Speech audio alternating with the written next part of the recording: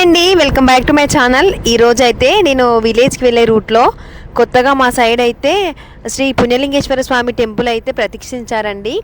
ఇక్కడ వచ్చేసి డిఫరెంట్ స్టేట్లో ఉండే లింగాలు అయితే ఉంటాయి. మహారాష్ట్ర, గుజరాత్, శ్రీశైలం, డిఫరెంట్లో అన్ని లింగాలు అయితే ఇక్కడ ప్రతిష్ఠించారండి. 12 లింగాలు అయితే ఉన్నాయి. ఈరోజు అయితే ఈ టెంపుల్ని విజిట్ చేయడం అయితే జరిగింది. చాలా బాగుందండి.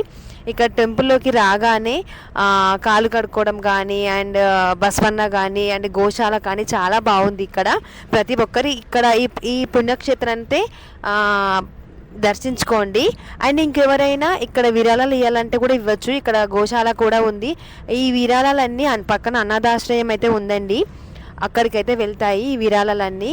ఈ క్షేత్రాన్ని ప్రతిష్ఠించిన వాళ్ళకైతే మనం స్పెషల్గా థ్యాంక్స్ చెప్పుకోవాలి. ఎందుకంటే అన్ని లింగాలు మనం ప్రతి ఒక్కరం వెళ్ళలేం కదా, పెద్దవాళ్ళైనా చిన్నపిల్లలు ఉన్నప్పుడు అందరిని తీసుకొని అయితే వెళ్ళలేం కదా. ఇక్కడ వచ్చి అందరూ అయితే దర్శించుకోవచ్చు. నాకైతే చాలా బాగా అనిపించింది.